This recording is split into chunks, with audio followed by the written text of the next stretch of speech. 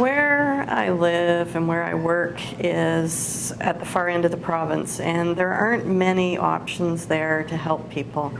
And there's a lot of distance. There's no public transportation. There's no way that people can get to meet each other face to face. And in one of the communities where we work, there was a client who had a debilitating illness but couldn't get any income.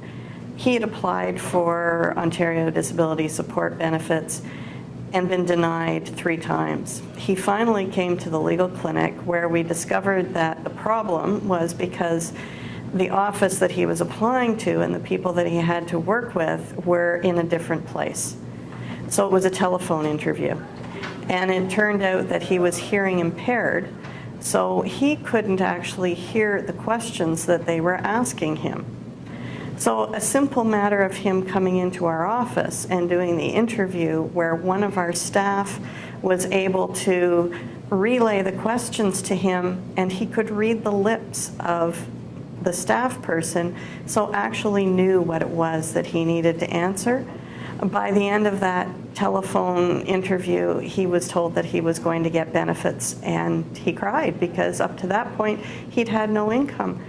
So people don't have other options in the rural and remote areas where we live. So it's important that they can come to the legal clinic and we can help them. The best part about innovation and transformation is it brought me back to the passion for why I got into this work in the first place.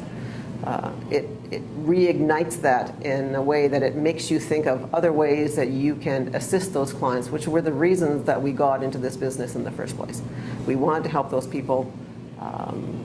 It allowed us to have a different opportunity to discuss other ways that we can do that, other ways to give the client the hope that they might need to have, that they can have a better life. I had to think back to that profound story about the person who sat there in the middle of a hearing and schooled us all in a hearing. So that reminded me how important the client is, and that our ethereal, abstract, constructed, educated world isn't very helpful to our clients. So that really smartened me up and drew me right back in. And the other thing I learned was that express your discomfort, express your objection, and be willing to hear somebody say, what if you could answer that? So you really have to legitimately appreciate you're going to get pushed out of your comfort zone.